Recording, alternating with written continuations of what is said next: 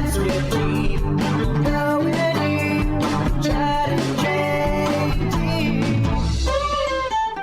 JT. Headphones on. Check.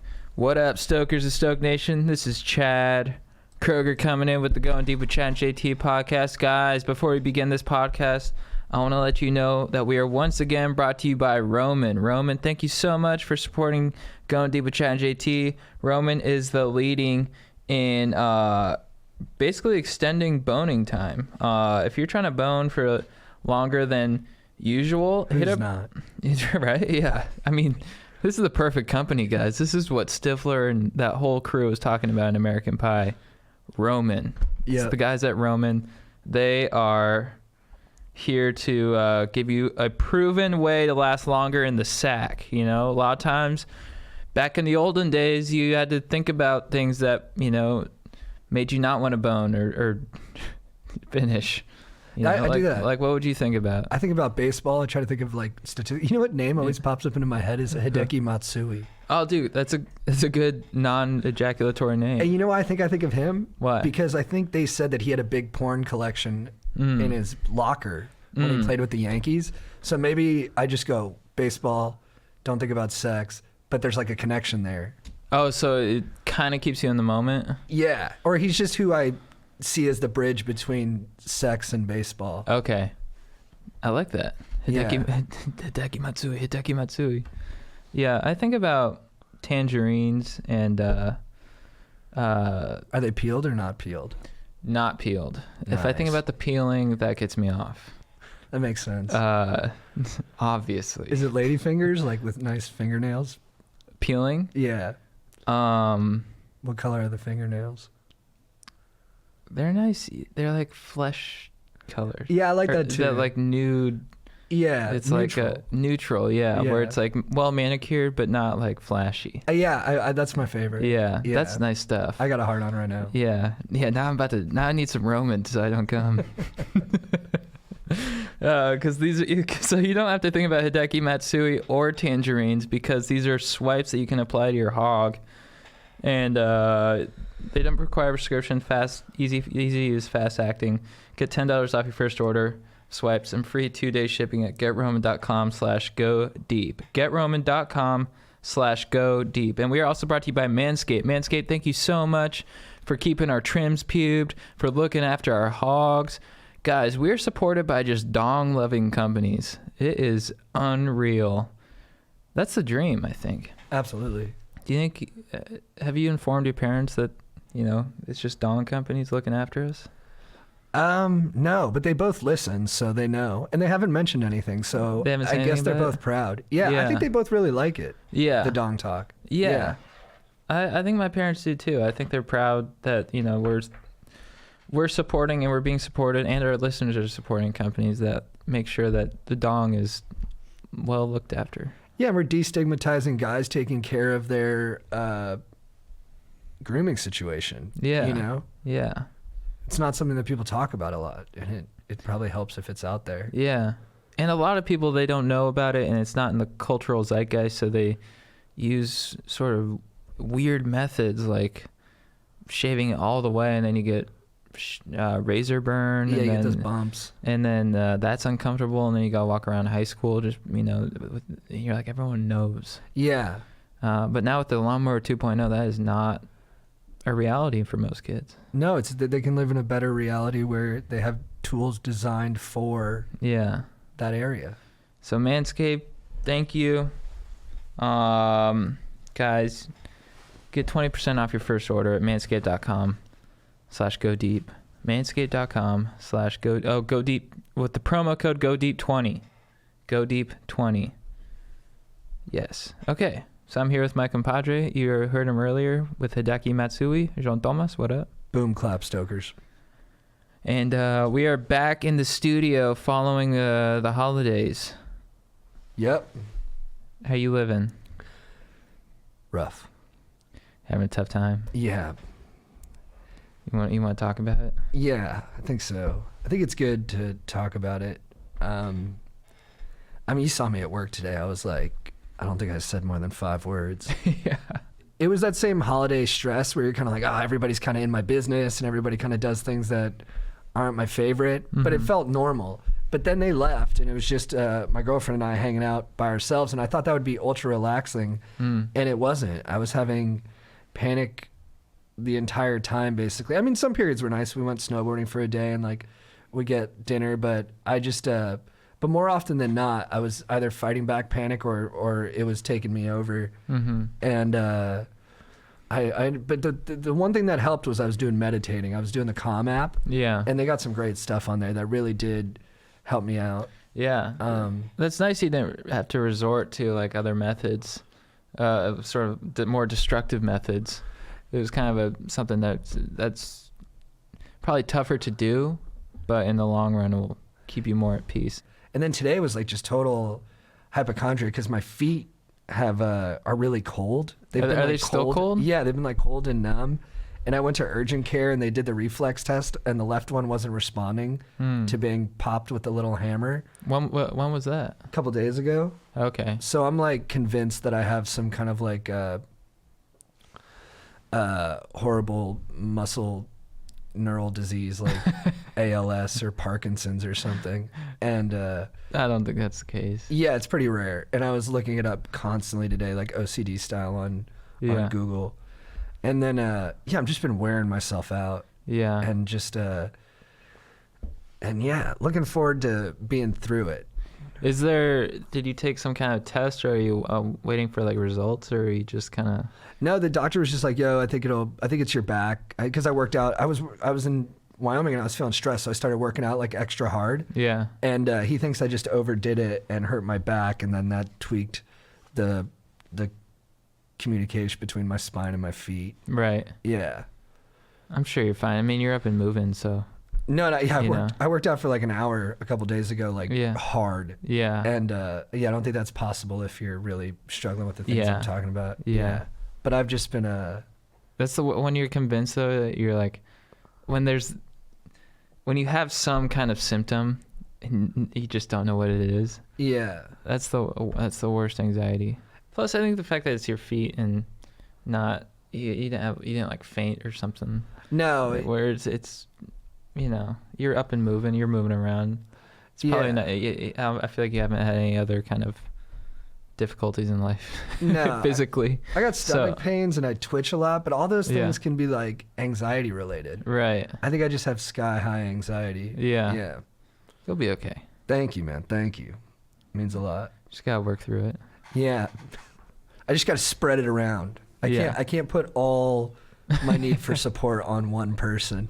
Well, I mean, you were in Wyoming for like 10 days. Yeah, 11 days. Yeah, 11 days. I mean, that's a long time. And then you're up in the snow, and I feel like it's we're not really doing anything in the snow. It's like you feel kind of trapped. So yeah, I've decided I don't like nature. Yeah. I don't like calm, serene nature. Yeah. I respect people who do. Yeah. I was like, I need people living on top of me. I need noise. I need helicopters. Yeah. I need this, competitive rat race in Los Angeles to feel healthy. Yeah, I need to be in a place where I feel like I can advance my career. Yeah. You can't really do that on Half Dome. It's tough. Yeah. I guess you can make a phone call, but I mean, come on. But you don't feel as like engaged with your purpose. Yeah, you don't feel it. You gotta be. That's why I love being in LA. I recently, as we've gotten older, and whenever I leave LA, I get a certain anxiety where I'm just like, I can't, unless I'm going to like Hawaii or something. And like Hawaii, or I went to the Caribbean, you can disconnect a little bit, but there's always a little bit inside of you where you're like, I need to get back I need to get back into the race. I need to absolutely stay active. I can't be doing this and drinking eggnog and talking about fucking Star Wars right now. It's kind of like, even when you have time off, you're like, oh, I feel like I still could be creating. I could make a video right now. I could, so there's always that kind of little bit of anxiety. No, and I'm more eager to make stuff now. Yeah. Yeah, especially since I have a debilitating diseise. I want to pump out as much content as possible. So my legacy will be solid, Because you hear about guys like Lou Gehrig and you're like, all right, well, he was the toughest baseball player ever, best first baseman ever, and then he died. Or Stephen Hawking, you're like, well, they were the best in their fields. Right. You know what I mean? Yeah. But at this point, I might go down as like the Carrot Top with ALS. So I just... Carrot Top is very successful. No, I know. God bless him too. I'm sorry, I didn't mean to take a shot. Yeah. He lifts heavy too. And He does. do you know what's a good thing about sadness though? Is I read that depression makes you more empathetic and realistic. Right. And I have felt that. I've been a lot nicer to people since I've been sad. That's nice. Yeah. Yeah. That's a good thing. Yeah. Dude, the stress I put on my sweet girlfriend, Sally, on New Year's, the biggest celebration day. She's sick too. We had to go to the hospital the night before because she had a cold. And I think she was a bit panicky from dealing with my panic. And I just look at her and I go, babe, something's off. Something's wrong with me. You got to help me. And she goes, John, I can't help you. I've been helping you all day. I need to relax. You need to go into the other room and meditate, and I'm going to watch the Jonas Brothers documentary. And I was like, all right, that's how we're doing New Year's. John, babe, my vitals are off. Yeah. I was being rude to the Jonas Brothers, too. I was watching it. You're beefing with them? A little bit. I think this contradicts what I just said about being nicer, but at this point, I was watching every time Nick Jonas said something, I was like, fuck you, dude. Yeah. Fuck you, Nick Jonas. I feel that every day. Yeah. He was presenting at the Golden Globes. I was like, fuck. Yeah, is it just something about him? Yes. Yeah, it's his fate. Oh, okay. Yeah, Yes. thank you, Aaron. Thank you. Yeah. He's so talented, but there's like a cockiness to him and like a cool guy swagger. It's sort of what Strider was saying about Michael B. Jordan. It's the look. They both make a face. It's like the pouty look where you go like, oh, Yeah, oh. It's like he just bit into a lemon. Yeah. It's like, why? Yeah, Michael That's B. Jordan totally does what that it too. is. He's like always looking like they're so aware of their sexiness. Yeah.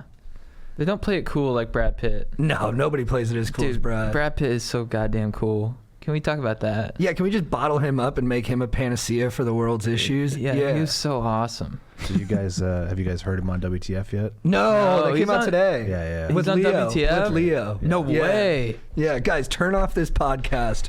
Go listen to that and then jump back in. Dude, I watched Once Upon a Time in Hollywood 5 times this break. Are you serious? Yeah. Dude, it's 15 hours of cinema. Yeah. That's awesome. It's just so relaxing to me just watching. I don't need story. I just need cool dudes hanging out. Oh, that's the ultimate. Yeah. What else do you need? Just watching cool dudes. And then you're like, I'm going to be like that.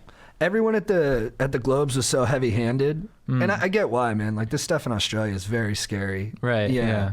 It's terrible. Our thoughts are with you guys, and we'll definitely throw up some links so that people can donate. But Brad Pitt was so, I don't know, just low-key about it. Like, at the end of his speech, which was great, he just goes, hey, guys, if you see someone tomorrow, be nice to him. I think the world needs that. Yeah. I was like, oh, perfectly And he was like stated. turning as he said it. Yeah. He's like, be nice. Be kind, guys. Come on. He just tossed it in there. Yeah. He should have hit a jukebox and made it start. Oh, dude, yeah. He flips a quarter and it goes right It into the just slot. falls into the slot. Yeah. Yeah. Lights come out of it. Yeah. Yeah, he's a beast. What did you think? You saw Uncut Gems. What did you think about that? Dude, I liked it. You know, I was going into it, I was going to see it because I kept hearing about it and like Adam Sandler's performance. So I was like, I'm gonna go see this, but I wasn't that excited to see it because I just knew, I read about it and I just knew that the experience is not the most comforting. Like, Yeah. the movie's not supposed to make you feel comfortable. Right. It's supposed to light your nerves on fire. So I knew that going in. I was like, I don't know if this is gonna be my type of movie, but we'll see. And I started watching it and I loved it. And I loved the score too. I mean, I could really feel what they were trying to do, trying to accomplish with sort of the gambling addiction. And spoiler alert, also, guys. I don't know if I'm gonna say spoiler, but I'm just saying that right now. But you really felt what they were going for, and his performance was so great. And I think the reason why it's doing so well and that and I think only really Adam Sandler could make this character somewhat likable. Right. You know, he had he was still kind of a piece of shit, but he had this little bit of charm in him still, where you're like, I still kind of like him. Right. Yeah. What'd you think? I liked it. I didn't like it as much as their movie Good Time because I have to see that. it was kind of a similar thing where it's like a very anxiety-ridden, like roller coaster. Yeah. But in that one, he was doing everything to help his brother. Right. So just having that motivation kind of helped make all of his ugly actions palatable. Yeah. Whereas in Uncut Gems, it's just because he's an addict and he can't handle like normalcy or whatever. Yeah. Yeah. And so it felt a little bit more like when the ending happened. Yeah. I was like, yeah, well, of course. Yeah. You know what I mean? I didn't care about him as much. Yeah. Yeah. But I mean, I thought Kevin Garnett was great. He was great. I yeah. thought his girlfriend is going to be a star. Yeah. I forget her name, but she was awesome. Yeah. Julia something. Yeah, Fox, is it? Something like that. I think so. But she was I keep great. thinking Austin. But... And then Eric Bogosian was great. Mm-hmm. But anyway, yeah, I wasn't crazy about it actually. For me, it was like a 7 out of 10. Yeah. I don't know. I was watching other people in the theater while I was watching it, and you could see how tense everyone was. I just thought it was funny. And then as I was watching it, I was kind of like waiting for it to be over, you know. But then I just kept thinking about it it just stayed in my mind for like 3 or 4 days. Yeah. And I'm like, oh, it really had kind of an effect on me. Their films do stick with you. Yeah. Yeah. Hannah said, I saw Good Times with her, and Yeah. she she was like, I've been sad for like 3 days after seeing that movie. Yeah. And then she texted me after seeing this one, and she was like, fuck these directors. I can't watch their movies anymore. They do viscerally like impact people. Yeah. Yeah. They get inside you. And I'm more along the like I love stoke-inducing movies, but there was just something about There's a lot of speed. Adam Sandler, and the way you could see I empathized with the character because you could really see the sickness in him, and that at his heart he was a good guy. And you like driven characters. Yeah. Like characters, you like, what's the word? You like characters that aren't reactive but are proactive. Proactive, yeah. Yeah. Oh, thank you, yeah. Yeah, I do. So I don't know. It was I liked it more than I expected to. Yeah. Do you see anything else? You seen 1917? Not yet. I really want to see that. You saw that, right? That's a thrill ride. Did you like it? It's good, yeah. I watched a lot of stuff over break. I watched Peanut Butter Falcon. Have you seen that? I thought it was okay. Yeah. Yeah. Sweet. It was very sweet. I thought Shia LaBeouf did a good job. Yeah, he was good in it. Yeah. Yeah. The ending was, I didn't quite understand. Yeah. Yeah. Oh, right. With yeah. the whole wrestling set piece. Yeah. Yeah. There's one line in it, maybe I can remember it correctly, but the guy's like, they talk about like death. He's like, I might die. He's like, we're all gonna die. But you gotta have some cool shit to say about your life before you do. And I don't know what the line is exactly, but I was like, that fired me up. Yeah, I guess my thing is that I couldn't understand the guy at the end who was beating up a disabled person during a wrestling match. Yeah. Like, we're just gonna decide this dude's an asshole. Yeah. I was like, I can't imagine someone doing that in front of people as performance. Yeah. Like, I feel like that'd be a pretty quick way to turn off a crowd. Yeah. Yeah.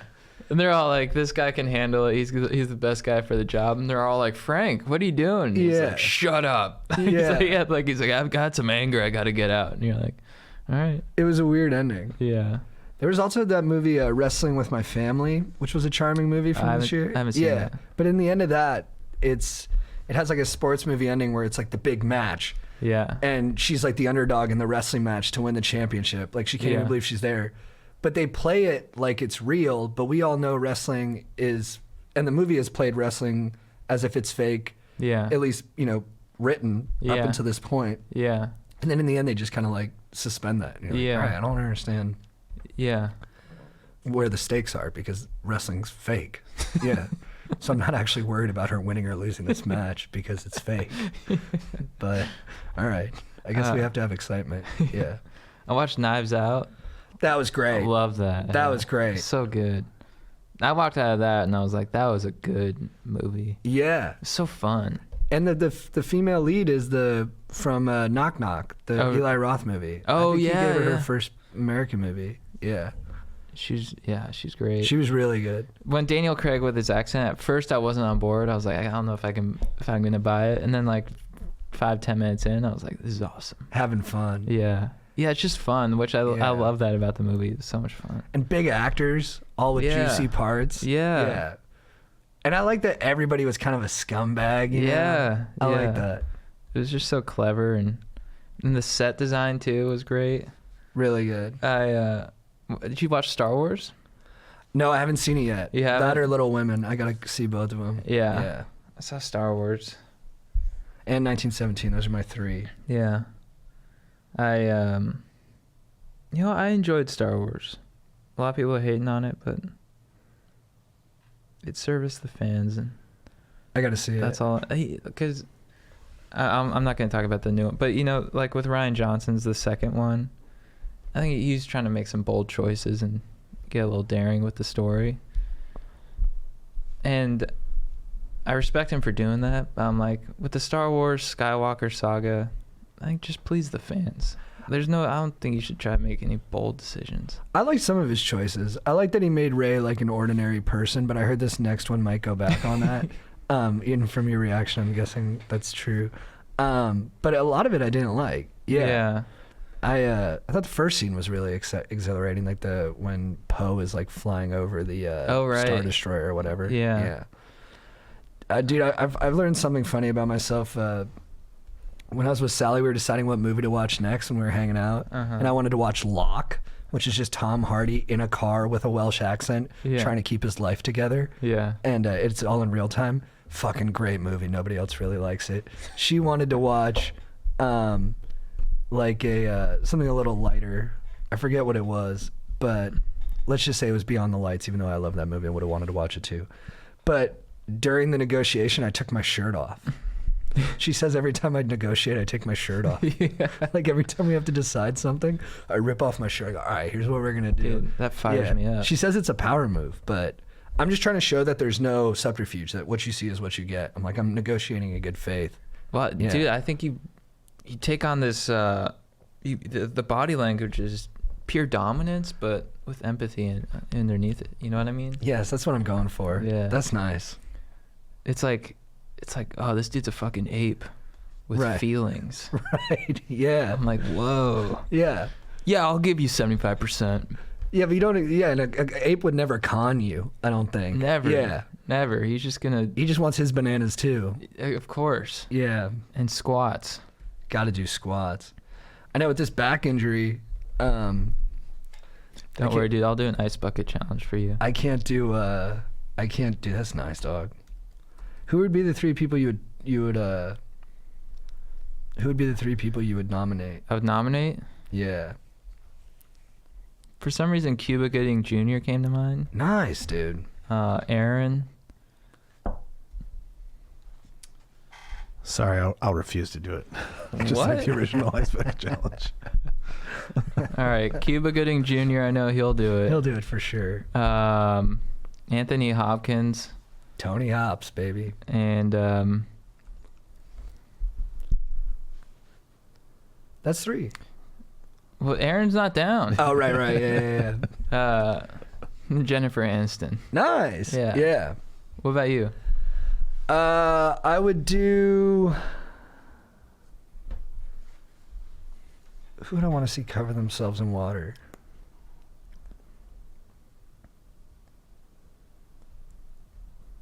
I would do Mark Ruffalo. Nice. Kevin Pollak. Good call. And Steve Guttenberg. Hell yeah, dude. I love that. Thanks, dude. Did you watch the Golden Globes last night? I did. What'd you think? Dude, Ricky Gervais was hilarious. He was. He took it to people. Yeah. I thought his jokes were great. My favorite moment was after Renee Zellweger's speech. I forget what she was talking about, but you saw it. She just kept going on. The music was playing, and I didn't see that part. Yeah. And she was speaking with like a southern drawl. Is that how she talks? She's from Texas, yeah. She is? Okay, I was like, is she doing a character right now? And then so she goes on for like however long, and it's just like, what are you talking about? And then at the end, Ricky comes up. He's like, kill me. We're nearly done.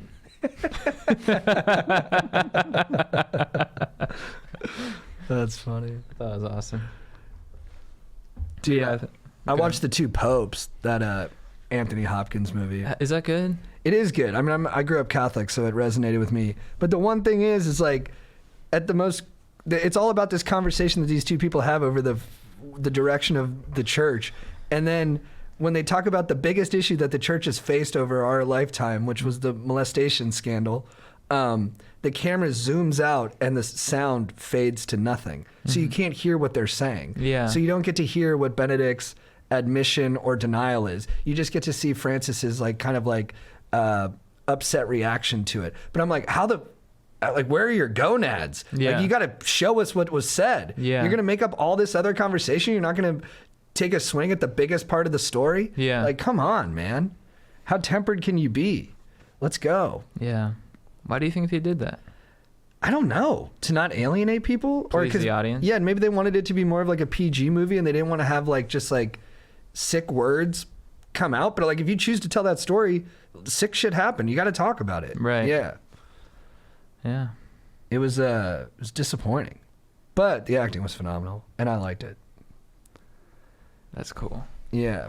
Should we answer some questions? Yeah.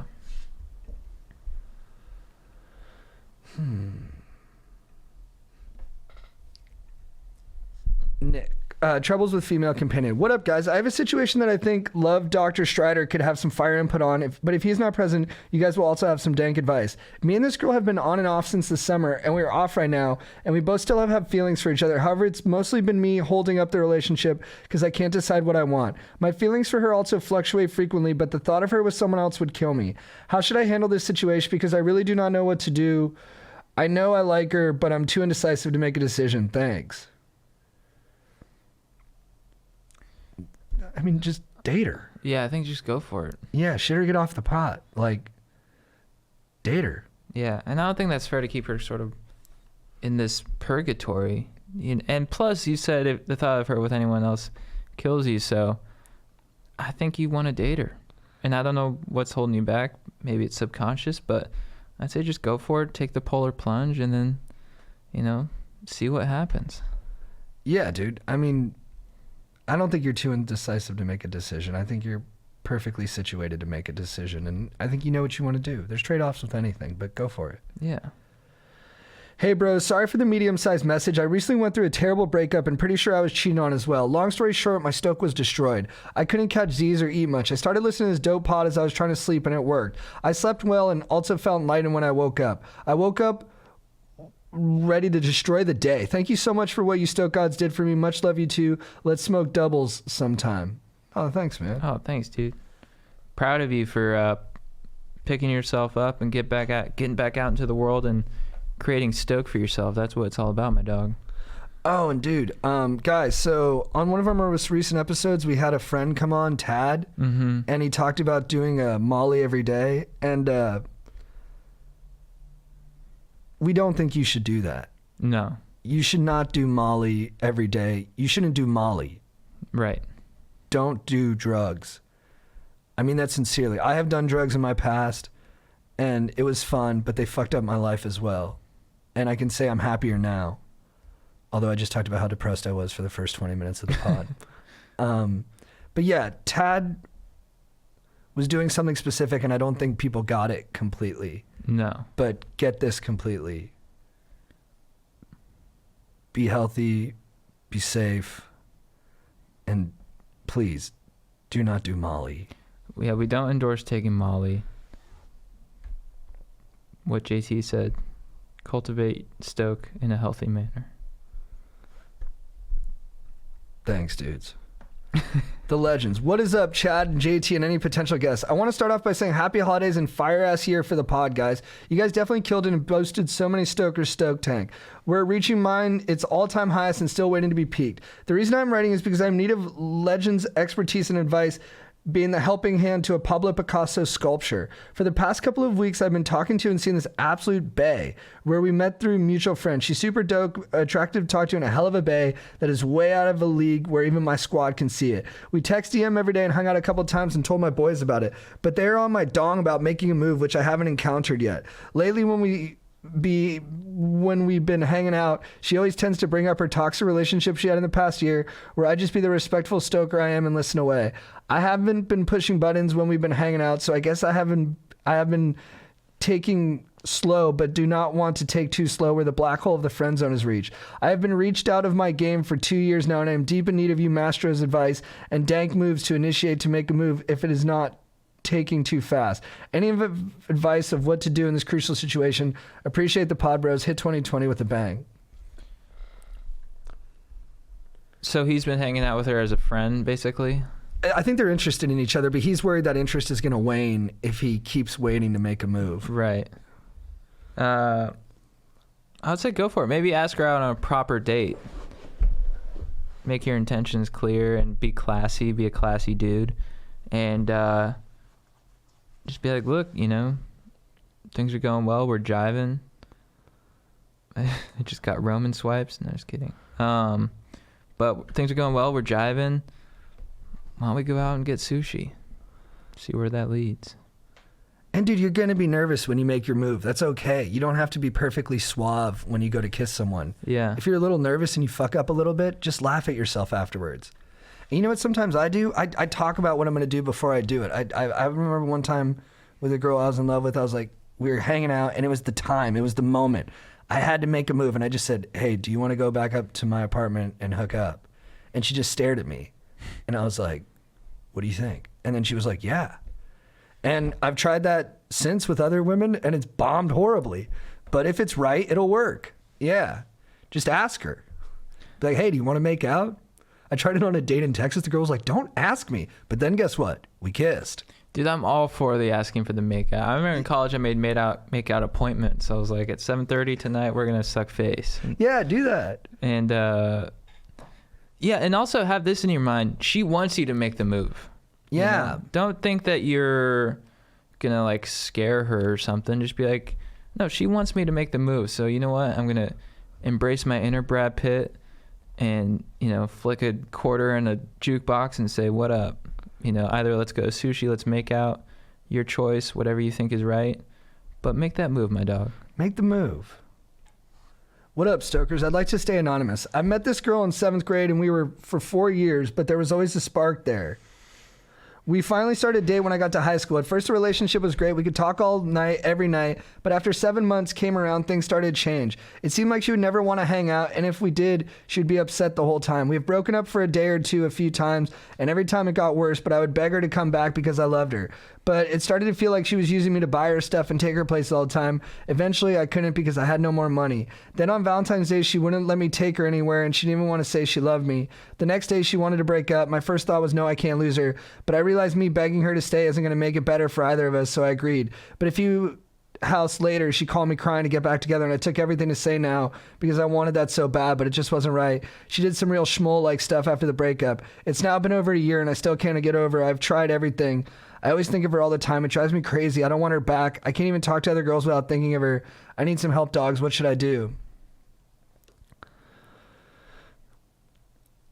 You got lots of options, man, but don't get back together with her for sure. I mean, dude, you just got to take some healthy action. You know, are you working out? You know, do that. That'll make you feel better, and then you'll look better too. Work on your career. You know, are you in a job you like? Are you trying to move forward in that? You seem like you might be younger than that, where that might not be the top of your concerns. Dude, therapy. Go talk to someone about it. They'll tell you that you're obsessed and that you're living in the past because that's probably easier than moving forward and dealing with the unknown of the future. But you have to step into that unknown, and you just got to figure out what's out there for you. The reality of that will be better than the reality of chasing this person who you're not meant to be with. Yeah, I concur. You were firing me up when you were talking about, you know, get out into the gym. Nothing gets me more amped than a productive day where it's like I took control of that day and everything I did helped advance me in my life. I took a cold shower. I did breathing exercises. I wrote something down. I wrote on Post-it notes. I did all these things for myself, like I'm Arnold. And so I would spread your energy elsewhere into your life, like JT was saying. You know, develop yourself physically, mentally, emotionally, And also get out into the world, you know, maybe watch some inspiring movies where you see some characters that inspire you to get out there and just show the world who you are. But I would say get out there, meet some people, say what up, be fearless, meet people you didn't even know you're going to meet, talk to people you didn't even think you'd talk to. And I think she'll slip from your mind in no time, my dog. Yeah, dude, I think thinking backwards is keeping your life small, and experiencing the forward parts of life is going to make it big. Yeah. And then you're going to write in an email 6 months from now and be like, dude, I went spelunking and I, rode a jet ski across the entire Mississippi River. And at the bottom of it, I made out with a beautiful Cajun girl who owns a really cool bar that does a great line dance. Oh, dude. Mate, that's in your future, a line dance with a beautiful Cajun girl. So stop thinking about schmoles in the past. Yeah. And think about good times in the future. And I bet when you ask your boys about it, they're just like, dude, what are you thinking? Please don't do this. Bro, please. Dude, you got to forget about her. Seriously, bro. She's toxic. I know I like her, though. But I get it, though, because rejection breeds obsession. Yes. So that's what's going on. It's nothing more than a psychological trick in your dome piece. And don't mistake intensity for intimacy. Right. Just because you guys are intense doesn't mean, and that makes you want to fix it. You're like, oh, if we could just corral all that energy and fit it together right, then we'd be perfect. But no, it hasn't been working, and it's not going to work. Yeah, watch some, maybe this might be triggering for you, but maybe watch some movies or TV shows where you see like inspiring relationships and you're like, you can identify the pieces of the relationship that you want and be like, that's what I want. And then write that down. Write down what you want. Write down your ideal lady that's not the schmole, and she will come into your life. Yeah, watch that documentary about Ruth Bader Ginsburg and her husband. Oh, I haven't seen that. Oh, yeah, she's a badass, and he's just like so cool. Yeah. He's like, my wife's a badass. But he's like badass too. He went to like Ivy League school. He's like a great lawyer. Nice. But he's like, yeah, I'm just cool. That's awesome. But you could be Ruth Bader Ginsburg too. I'm not saying you got to be fixed in either role. Yeah. You could be Ruth Bader Ginsburg. You could be on the court. You could be a justice. You could be wearing a dank ass wig. Then they'll make a 3-letter documentary about you, dude. That'll be a huge hit amongst the hipster elite. Yeah. You could start a startup that takes over the world. Then you'll have lots of different problems. But I just finished that book about Uber. You got to practice ethics along the way. You can't let your ambition take you over completely. You got to think about the people you're hurting. Yeah. The drivers, the riders, everybody. Right. Chad and JT, stoked to be writing in. My name is Cassandra, and I'm 23 years old. I'm a virgin for many reasons, but mainly because I haven't been in a serious relationship long enough to really feel ready for that. Recently, when I go out to bars, I've been bringing dudes home with me at the end of the night and always have to make an excuse mid-makeout sesh like I'm on my period or I don't have a condom. But really, my excuse is that I'm a virgin. At this point, I don't want to lose it to a stranger. Guys typically respect my dishonest excuses, but it's kind of embarrassing. I would just be honest with guys before bringing them home, but I low-key love it because I reap the benefits of having a hottie kiss me all night without having sex. Do you think I need to be honest about my virginity before taking anyone home, or just keep doing what I'm doing? It's interesting. Yeah, that's a good question. I don't necessarily think you're doing it wrong. I think if you talked about how you were a virgin, that would lead to a very personal conversation that would build. I think maybe you tell that to the guy that you inevitably want to lose your virginity to, Right. A little more down the road. Yeah. You know, because you seem like you want to lose it with someone who you really like. So, keep fishing, and then when you tell that person. Yeah. I don't think you owe anyone anything, so I don't think you're doing anything wrong, and I think it's, you're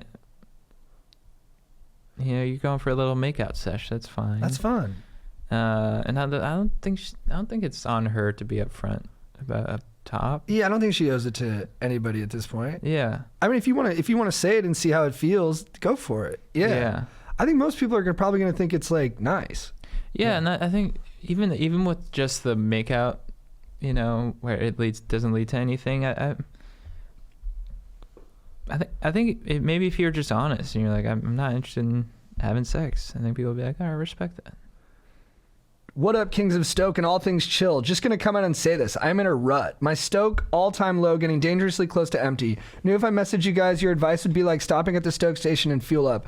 I'm a junior in college. I've been struggling with my boys from home trying to get stoked because my group used to consist of 10 dudes, but 4 are gone because they started being schmoles. What if I'm next? I'm struggling with girls, how to initiate conversation with them, and then how to keep the conversation going. Brother, that's everybody forever. I mean, it's hard to talk to strangers. I also feel that the relationship with my family is also low. Brother, that's kind of forever too. Not in a bad way, you know, but it takes a lot of work to feel good all the time with your fam. I don't really get along with my dad or brother. I don't know what to do. I'm graduating soon and still don't know how I'm going to get a job where I like and excel in it. I suffer from anxiety. Need your advice. I got that from the email. I don't know what I'm going to do. I suffer from anxiety. Dude, I think you're doing great, man. Yeah. You're all good. He's going through growing pains. He's developing. And dude, if you're worried you're the schmoll of the group, I got news for you. You're not the schmoll of the group. Yeah. Generally, schmolls don't think they're the schmoll of the group. Yeah. They think they're the fucking king of the group. Yeah, dude. I mean, you know, you're a college kid. A lot of people don't say this, but your 20s are hard. They're difficult. It's, you know, people glorify that decade. I think it's one of the hardest decades of your life. Because you're trying to figure out who you are, where you fit in this world. You know, you're in college and you're in this sort of utopia where you just get to rage and play flip cup every night, and no one really tells you that you're also developing and you're figuring yourself out. So that's what you're doing. So, you know, everyone has trouble talking to girls. I have trouble talking to girls. They scare the shit out of me. Yeah. Chicks scare the fuck out of me, dude. Yeah. My brothers, my dad, they don't really scare me anymore, but when I was younger, they scared the fuck out of me. Yeah. But I always, you know, I could tell you still love them. I always love my brothers. Yes. No matter how in my family, even if they made me feel intimidated or insecure. So, I would say, I know you have anxiety, so it's easier said than done. But try to approach each day with a sense of gratitude, and just trust that you're in the process towards peace. Yeah, take all that anxiety, and I'm borrowing this from Jimmy Iovine, who says, he's like, I got more fear than anybody. But what I did is I took that fear and I put it behind me and I let it push me forward.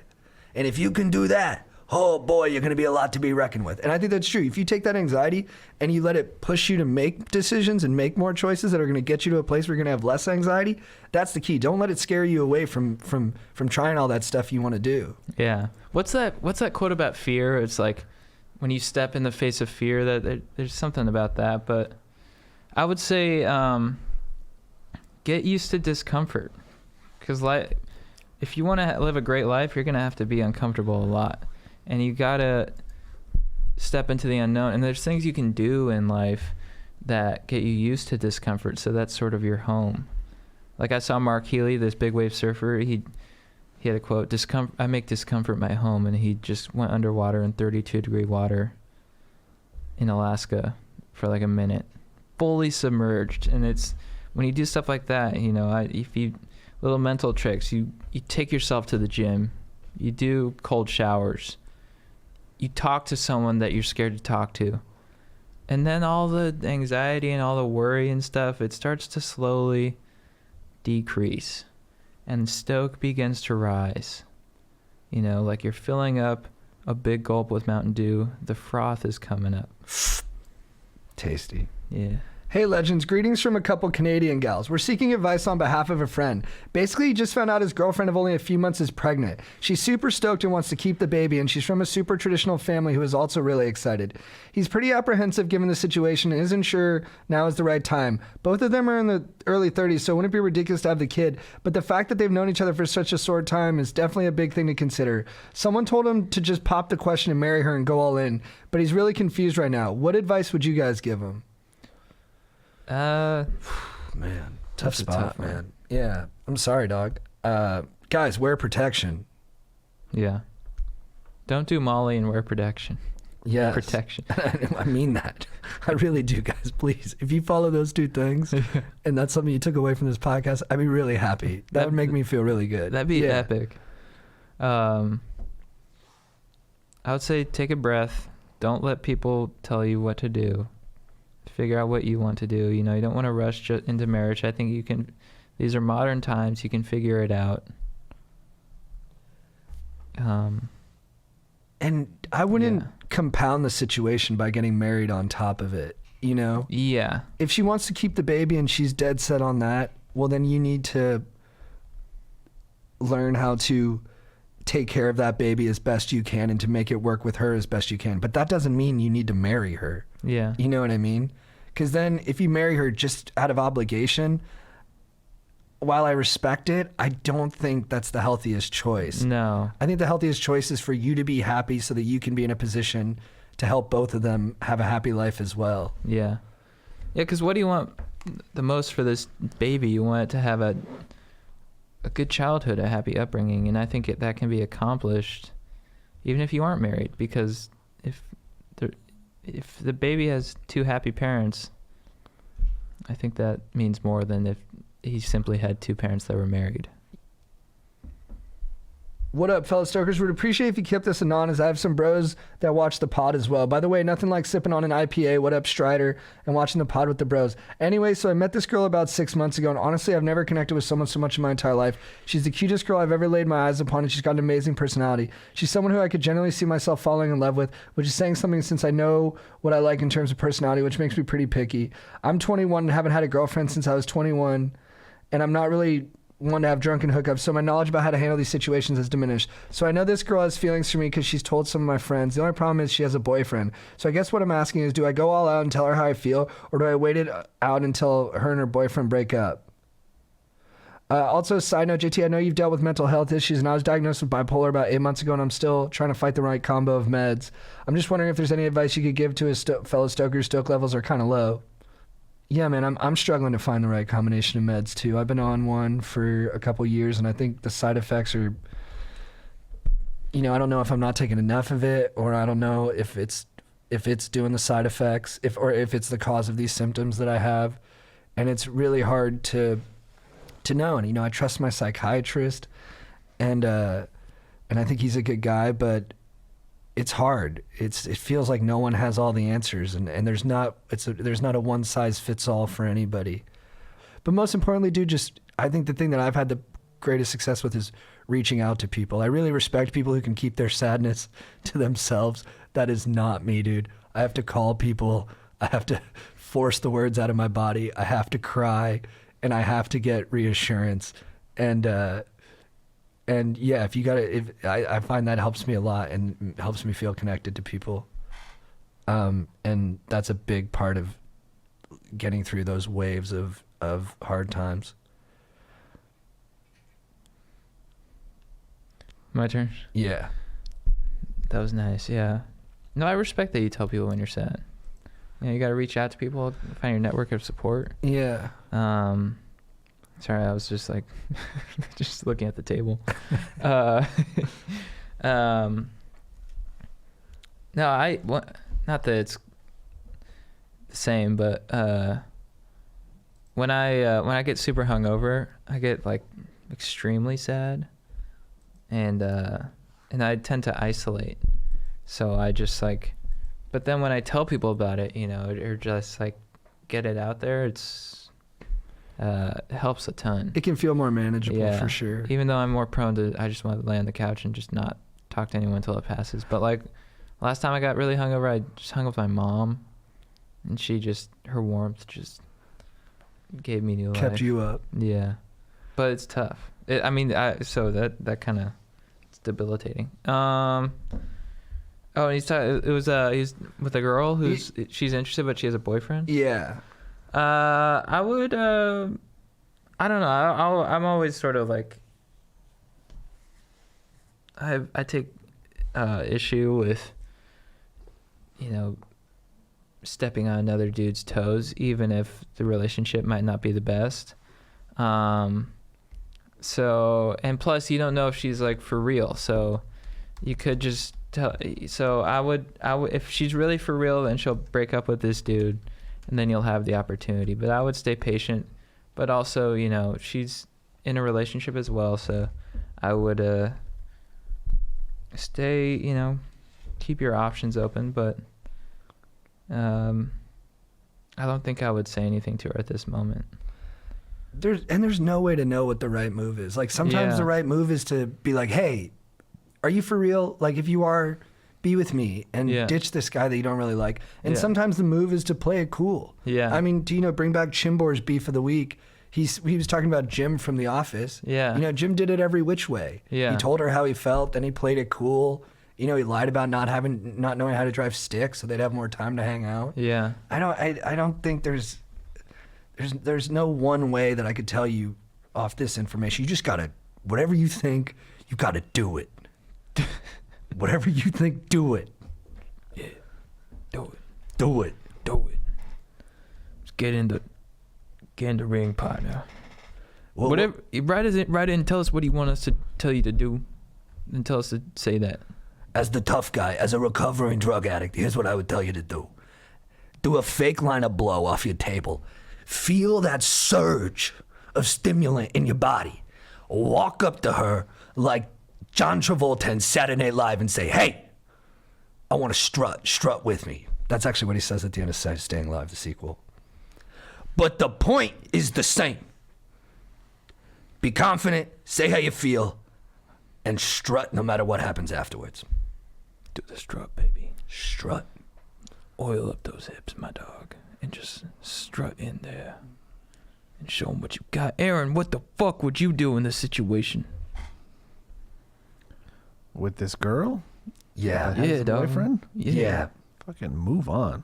Oh, That's probably the best answer. Got time for wow. this shit. Hey, dude, way to respect boundaries and to understand life. See, the tough guy, when he sees a situation, it's all about how do I get what I want out of it? But a lot of times, what you want isn't actually going to make you happy. And what you need to do is read the writing on the wall that says, hey, I'm seeing somebody else. Obviously, I fucking like him more than you, and you got to move the fuck on.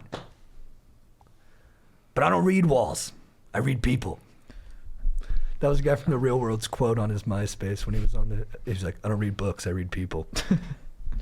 I love when I love when people just cut through our wishy-washiness.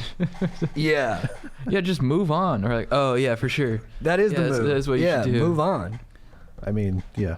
I'm like 10 years older than you guys, so Dude, Oh, you're like I've lived through this. You're like the Hattori Hanzo of cutting through our wishy-washy Oh, that's a sharp blade. sharp. It could cut God. Sushi. Nice. Thanks. Do we have a mid-roll? Oh crap, we got a mid-roll. Hold on. Guys, I'm interrupting this podcast to let you know once again we are brought to you by Roman. Roman, thank you so much for supporting Going Deep with Chad and JT. Guys, most dudes have tried different ways to last longer in bed. You know, they've thought about Matsuki Maturo. What's his name? Hideki Matsui. Hideki Matsui. They've thought about Hattori Hanzo. They've thought about Beatrix Kiddo. They've thought about Mr. Pink. They've thought about Lieutenant Aldo Rain. They just usually think about Quentin Tarantino characters. And but now you can do something different. You can use something called Roman, which are these proven wipes that you just put on your hog, and then you just wipe up your dong piece, and then you can last longer in the sack, and you don't have to think about anything except the fact that Roman is legit. And you are supporting the Going Deep with Chad and JT podcast and supporting your partner by having a longer session in the sack by using Roman. So check out, it's effective, easy to use. You don't need a prescription. You can put them in discreet, unmarked packaging, and they don't transfer to your partner, so you don't have to worry about any of that, you know? All you have to worry about is the added time until you bust. So get $10 off your first order of swipes and free 2-day shipping at GetRoman.com/GoDeep. GetRoman.com/GoDeep. And we are also brought to you by Manscaped. Manscaped, thank you so much for supporting Going Deep with Chad and JT, for looking after our hogs, for making sure that our trims are pubed, for making sure that people know that it's cool to trim your pubes. Okay? Make them look good. Give them a nice buzz cut. JT, have you manscaped recently? No, but I bet you if I did, I'd be feeling better. I manscaped a week ago. I did too. You did? Yep. Aaron, what's up, Used my dog? lawnmower. How was it? Beautiful. Let me see it. Okay. Legend. Aaron just showed us his dong. And it does feel like you can't cut it, right? Oh, absolutely. Yeah. It's 100% safe. Like when you're going around the nuts and stuff, you're like, I'm not worried about my nuts at all, you know, because I got the people at Manscaped behind me just going to town. Aaron, were you smiling when you did it? Oh, you know it. Yeah. Because when you got that trusty product in your hand, you're like, oh, man, state of the art. Dude, when I manscaped, all I could think was, I wish I had more pubes to cut. Yeah. Yeah. I wish I could do this forever. Yeah. It made me want to be like a lawnmower guy at the Dodger Stadium, Oh. you know, because that's how much I love cutting Yeah. pubal-like things and just looking out for my dong. And I want to look after the dong of the Dodgers. Yeah, both fields that All-Stars play on. Oh, dude. Thank you. Oh. So use code GODEEP20 at manscaped.com. GODEEP20 at manscaped.com. And we're also brought to you by my de facto older brother, Ian Schroth's bar that he opened in Bondurant, Wyoming. Wow. The Elkhorn. Guys, go out there, refuel, eat some food, get some beers, and talk to Ian. He's there all the time. He's a great guy. He basically taught me how to be a dude.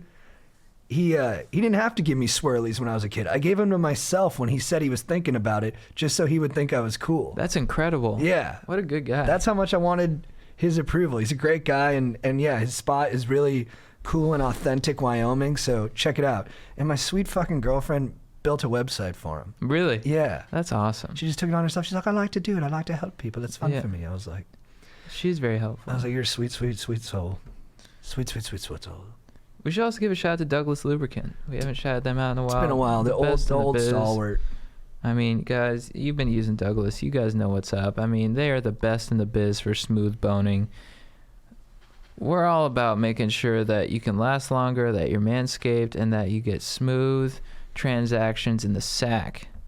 So, lube up with Douglas. I mean, they got tons of great flavors, you know, orange, cherry, blackberry, Oreo, original, anal.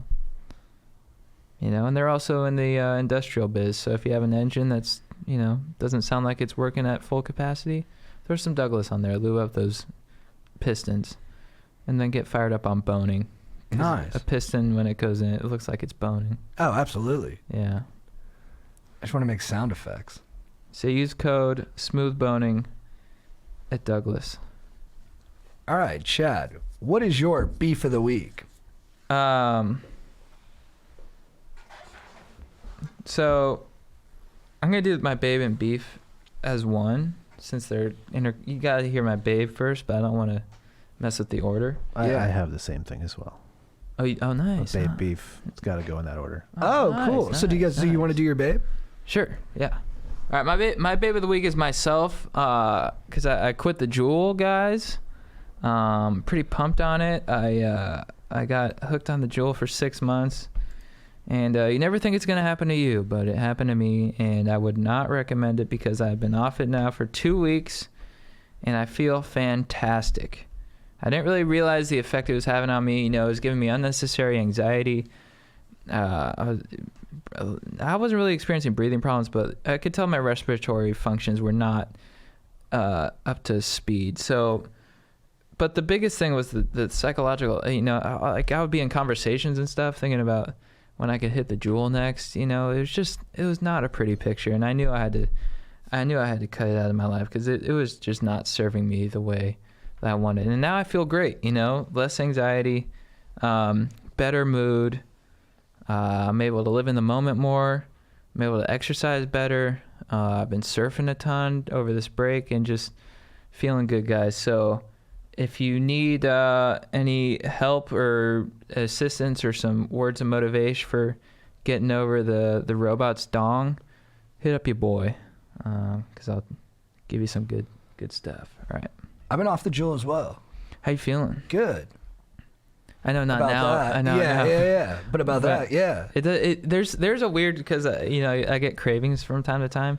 There's a weird thing about cravings. It's like once you realize what they are, because like they last for like 10, 15 minutes or something.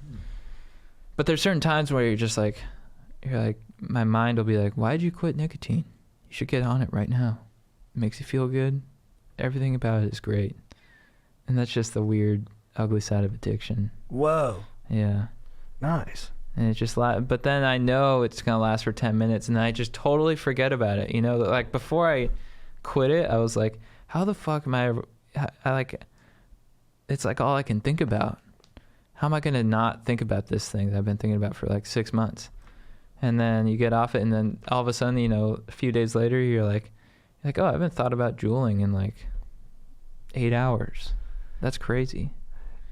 Yeah, no, I was at a point too where I was thinking I needed the Juul to like do stuff. I was like, I needed to be good at our job. I needed to like be good at stand up and stuff. And it's like, it's just a story you're telling yourself. Yeah. Yeah. It's pretty wild. Aaron, who's your babe of the week? My babe of the week was at the Golden Globes last night. She is a legendary babe, if I may combine two categories. Salma motherfucking Hayek. Oh, dude. Yeah. Holy shit. She's 53, still goddamn gorgeous. Yeah. I know. I was hesitant to bring it up, but as I was watching the Golden Globes, I stopped it and I yelled at my roommate. I said, Joe, you got to get in here. You got to get in here. It was a transcendent moment. I love Tiffany Haddish. I think she's hilarious. She's a great person. Mm-hmm. Met her several times. I couldn't hear a word she was saying because Salma Hayek was just so beautiful and up and out there. And I liked it too because Tiffany Haddish was kind of on a run, you know, and I could read Salma Hayek's mind. And then finally Salma Hayek goes, my turn, and started talking. Yeah. She's hilarious in her, when she pronounced the words wrong. Mm-hmm. That was awesome. Yeah. That dress was fire too. Yeah. Joe, you got to get in here. What? Oh, yeah. Yeah. Oh, that's good stuff. It was a nice moment. What'd he say? Do you remember? He was just like, wow. And I was like, it's unbelievable. I did. I like audibly screamed. And I was like, my wife was like, what? And I'm like, come look. You have to see. Yeah. Yeah. Amazing. I was with my girlfriend. I was like, ho! Yeah. My babe of the week is Katniss Everdeen. It was recommended to me by Chimbor. We were talking about the movie The Hunger Games, and you know, I love Jennifer Lawrence in all movies, but this the character she plays in The Hunger Games is just such a fucking badass, dude. She just is so committed, you know? She doesn't want to do the job, but she's going to get it done, and she's going to take out who's ever in her way. And then at the end, when she's like, you know what, Peeta, fuck the game. Let's just both kill ourselves.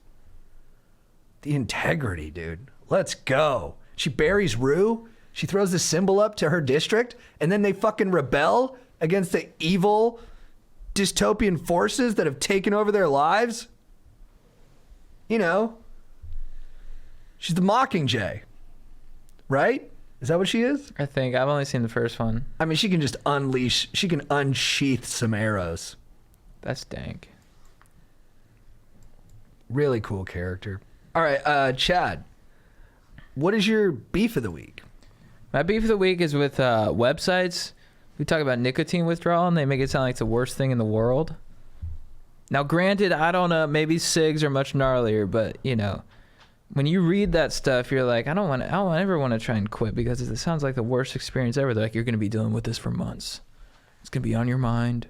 You're going to feel not up to speed. You're going to have brain fog. You're going to have a lot of physical symptoms. It's going to be a rough experience. They say it's the toughest thing to withdraw from, and you're like, Jesus Christ. Okay, I'll stay, I'll keep smoking. And then you do it and you're like, it can be uncomfortable. And maybe I only did it for 6 months, so I can't speak for people who've done it for years, but it wasn't that bad. Yeah. It was just 3 days of being uncomfortable, and then it just started to subside. And so my beef of the week is with them. Maybe be a little bit more positive. Yeah, sometimes the fear of the pain is worse than the actual experience of the pain. That's totally what it was. And I was like, WebMD, chug my dong, dude. I know. I need to tell them the same thing. Yeah. Yeah. They're like those like super logical scientific people who are like they're like, well, you could have this, and you're like, shut the fuck up. Yeah, they're they're kind of dramatic too. Yeah, they're they're like, why is my foot numb? And they're like, because you're dying. Yeah. And you're like, oh fuck. Yeah. And they say it in a so cold with no emotion. Yeah. And it could be, it could be, you could be dead tomorrow. I don't know. And you're like, dude, eat a dick. Yeah. Dude, I was watching a clip from the show, The Ultimate Fighter. I love it so much. Yeah. It's where it's a reality show where a bunch of guys try to be in the UFC. And this one guy lost, but he didn't tap out. And he's like, I never tap out. I don't tap out. He's talking shit to another guy. They end up getting into a fight about it. But he talks to the camera and he goes, dude, honestly, I don't tap out. I never tap out. And if you do think I tap out, then he hesitates for a second. He goes, suck a dick. Suck a dick. I'll put it at the end of this pod. It's so funny. You're just like, all right, dude. All right. Aaron, who's your beef of the week? My beef of the week, one of my all-time beefs is with people who leave internet comments. Yep. I posted because I don't want to be crude or objectifying of women, but goddamn it, Salma Hayek. Like, I got to post something positive about you were just a stunner and a legend. And so I did post something about that. And the first comment I got was saying, and then I went to her Instagram where she posted a picture later that day of her in her dress. And the first comments below it were also about her having fake boobs. And I just want to say, fuck you to those people. Those are real. They're glorious. And they should not be questioned. Aaron, this is the most passionate I've ever heard you on the pod. Yeah, I love this. It's kind of my thing. Boobs? Yeah. But this was just, sorry if you can hear my dog coughing up hairballs over here. But yeah, it drives me nuts. It's like, let something be glorious. You don't have to take it down. You don't even know. Yeah. You weirdo. Like, I literally called the guy a fucking buzzkill. Right. Did you know that the beautiful illusion isn't hurting anybody? Mm-hmm. Yeah. Yeah, I was like, even if they are, I don't have to. I'm not wearing them. It's not my problem, or not. It's not even a problem. But if there's a drawback to it, I'm not experiencing it from where I'm sitting because I'm not there.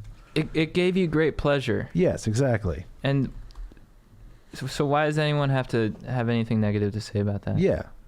You're not even following me, you random internet weirdo. Yeah. Well, good for you for standing up for yourself and those boobs. Yeah.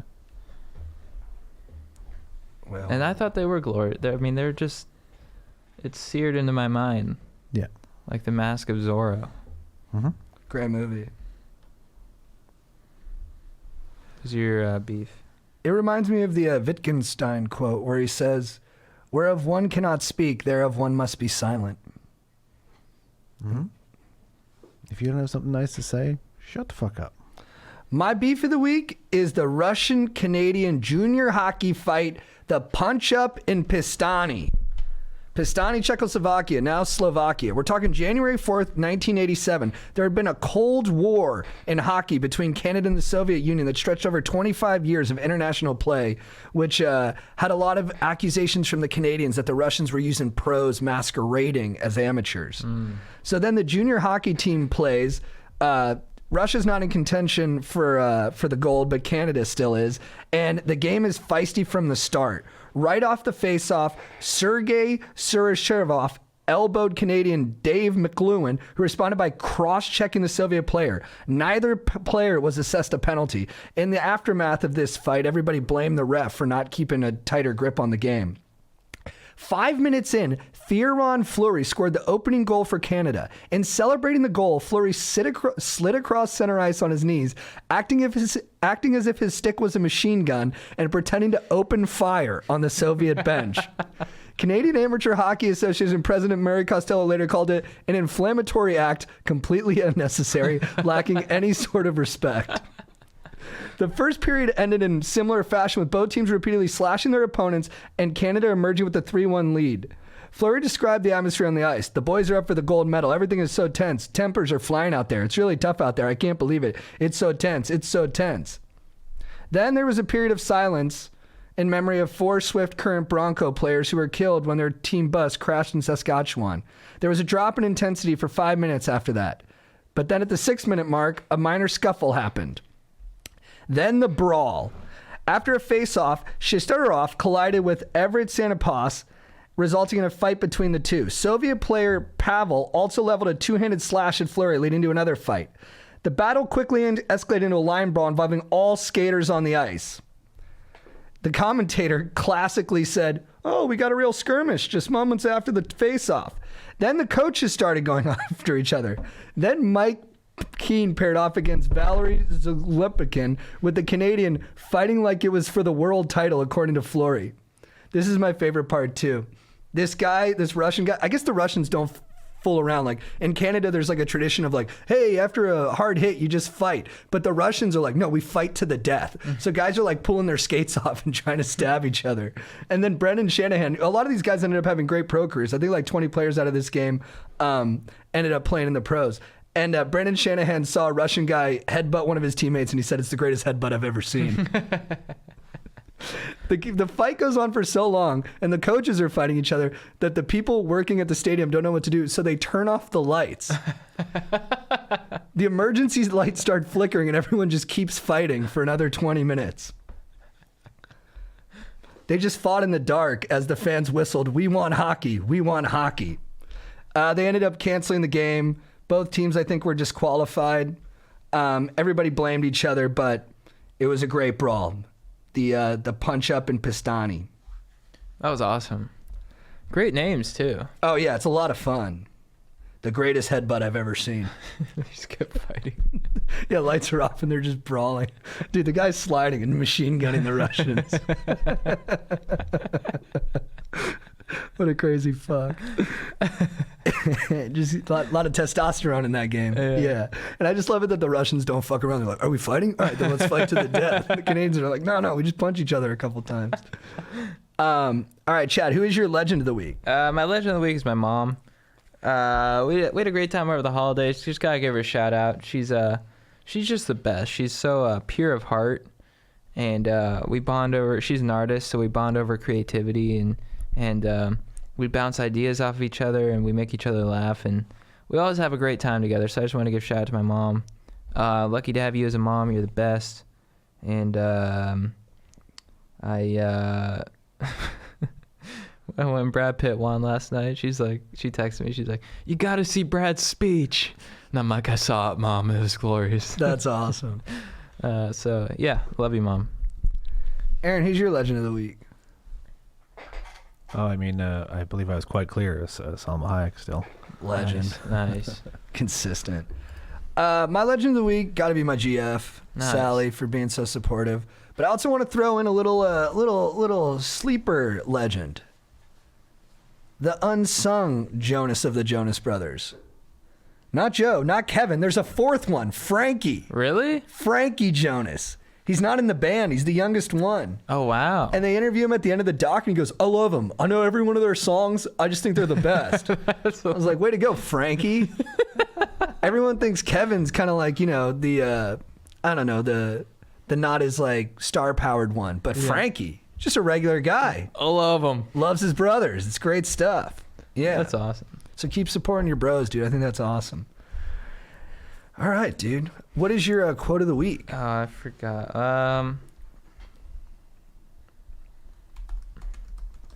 My quote of the week. Let's see. Oh, I know what my quote of the week is. So I've read half of Moby Dick, and my brother thinks I'm a douche for reading. Yeah, that was pretty hilarious. He's like, I'm like, yeah, I'm reading Moby Dick. He's like, is that because of your literary inferiority complex? I'm like, no, it's a good book. He's like, you really think it's a good book? I'm like, yeah. He's like, why would you read Moby Dick? I'm like, because you should read the classics. You want to learn about the whaling industry, dude. Yeah, totally. Dude, sperm whales, fuck. Well, that's going to proliferate itself into your comedy, too. Yeah, thank you. Thank you, dude. Fuck, where's... Do you want me to go real quick? Yeah. All right, dude. Mine's from Scent of a Woman. It's Al Pacino won Best Actor for it, I think, in 1992.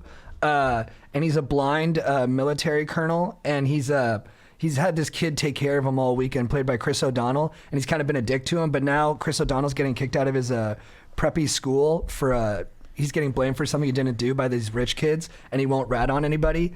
And so the headmaster is being a real dick about it. He's like, you are a cover-up artist and a liar to the kid. And then Frank Slade, Al Pacino goes, but not a snitch. And then the headmaster goes, excuse me? He goes, no, I don't think I will. And then the headmaster goes, Mr. Slade. And then Al Pacino's off and running. This is such a crock of shit. Please watch your language, Mr. Slade. You are in the Bard School, not a barracks. Mr. Sims, I will give you one final opportunity to speak up. Mr. Sims doesn't want it. He doesn't need to be labeled still worthy of being a Bard man. What the hell is that? What is your motto here? Boys, inform on your classmates. Save your hide. Anything short of what? We're going to burn you at the stake. Well, gentlemen, when the shit hits the fan, some guys run and some guys stay. Here's Charlie facing the fire, and there's George hiding in Big Daddy's pocket. And what are you doing? You're going to reward George and destroy Charlie. Are you finished, Mr. Slade? No, I'm just getting warmed up. I don't know who went to this place. William Howard Taft, William Jennings Bryan, William Tell, whoever. Their spirit is dead, if they ever had one. It's gone. You're building a rat ship here, a vessel for seagoing snitches. And if you think you're preparing these minnows for manhood, you better think again, because I say you are killing the very spirit this institution proclaims it instills. What a sham. What kind of show are you guys putting on here today? I mean, the only class in this act is sitting next to me, and I'm here to tell you this boy's soul is intact. It's non-negotiable. You know how I know? Someone here, and I'm not going to say who, offered to buy it. Only Charlie here wasn't selling. I'm sorry, it's way longer than I remembered. The voice is great. Okay. Sir, you are out of order. Out of order? I'll show you out of order. You don't know what out of order is, Mr. Trask. I'd show you, but I'm too old. I'm too tired. I'm too fucking blind. If I were the man I was 5 years ago, I'd take a flamethrower to this place. Out of order? Who the hell you think you're talking to? I've been around, you know? There was a time I could see, and I've seen boys like these, younger than these, their arms torn out, their legs ripped off. But there isn't nothing like the sight of an amputated spirit. There is no prosthetic for that. You think you're merely sending the splendid foot soldier back home to Oregon with the tail between his legs, but I say you are executing his soul. And why? Because he's not a Bard man? Bared man? You hurt this boy, you're gonna be bared bums, the lot of you. And Harry, Jimmy, Trent, they're the rich douchebags. Wherever you are out there, fuck you too. It keeps going. Stand down, Mr. Slade. Jesus Christ. Dude, it's long as fuck, dude. I thought it was like one stanza. It's so fucking long. All right. I'm not finished. As I came in here, I heard those words. Cradle of leadership. Well, when the bow breaks, the cradle will fall. And it has fallen here. It has fallen. Makers of men, creators of leaders, be careful of what kind of leaders you're producing here. I don't know if Charlie's silence here today is right or wrong. I'm not a judge or jury, but I can tell you this. He won't sell anybody out to buy his future. And that, my friends, is called integrity. That's called courage. Now that's the stuff leaders should be made of. Now I've come to the crossroads in my life. I always knew what the right path was, without exception. I knew, but I never took it. You know why? It was too damn hard. Now here's Charlie. He's come to the crossroads. He has chosen a path. It's the right path. It's a path made of principle that leads to character. Let him continue on his journey. You hold this boy's future in your hands, committee. It's a valuable future, believe me. Don't destroy it. Protect it. Embrace it. It's gonna make you proud one day. I promise you. That's it. Wait, what's that from again? Scent of a Woman. Oh.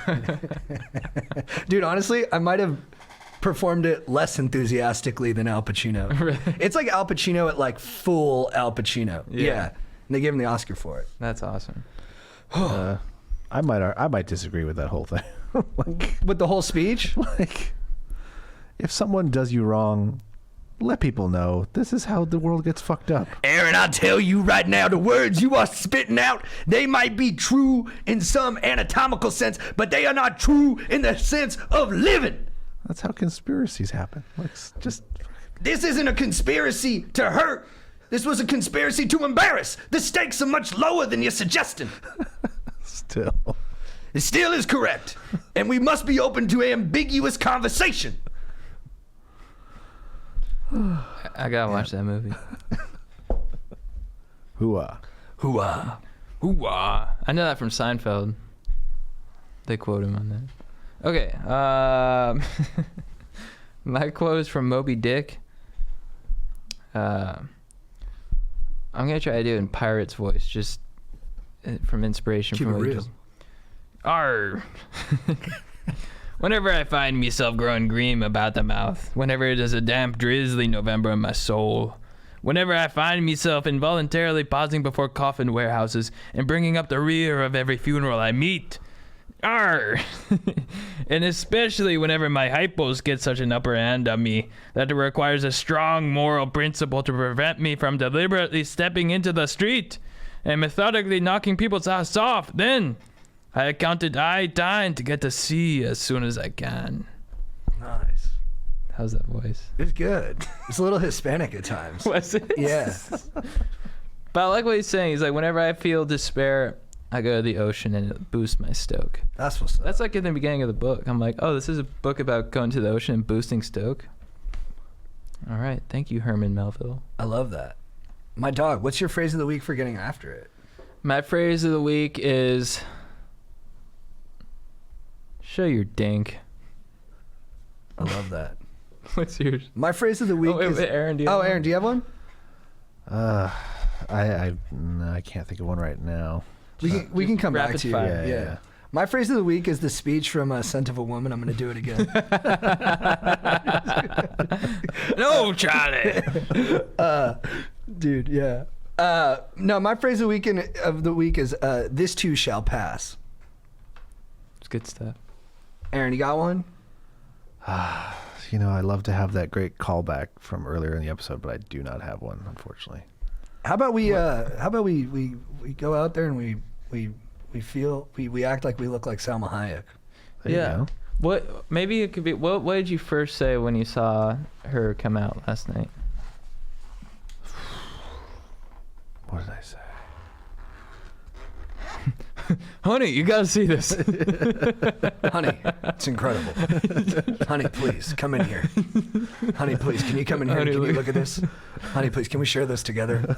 Would you look at that? They're two giant orbs. Would you look at that? Yeah. You gotta see these boobs. I have a friend's dad who like loves athletes, and whenever he sees like an athletic woman, he'll just get into like the most rhapsodic speech. He'll be like, "Would you look at her thighs? I mean, you can just tell she's a thoroughbred. The way she moves and the access in her hips. You're like, all right, you got to relax, partner." Like, you're like, yeah, That's fun. yeah. All right. Well, feel better. Thank you, brother. I will. You seem like you're doing better. This was a lot of fun. This was good for Yeah, me. yeah. I'm sorry I was such a sad sack during work today. No, that's Yeah. all good. We all, this too shall pass. And show your dink, stokers. Thanks for listening. Don't do Molly. Yeah, and if you're a good baseball player, go to UCI with Danny Babona. They should call it UC Newport Beach because it's right there. I didn't tap. I never will tap. I refuse to. And if you don't believe me, suck a dick. If you need advice, these guys are really nice.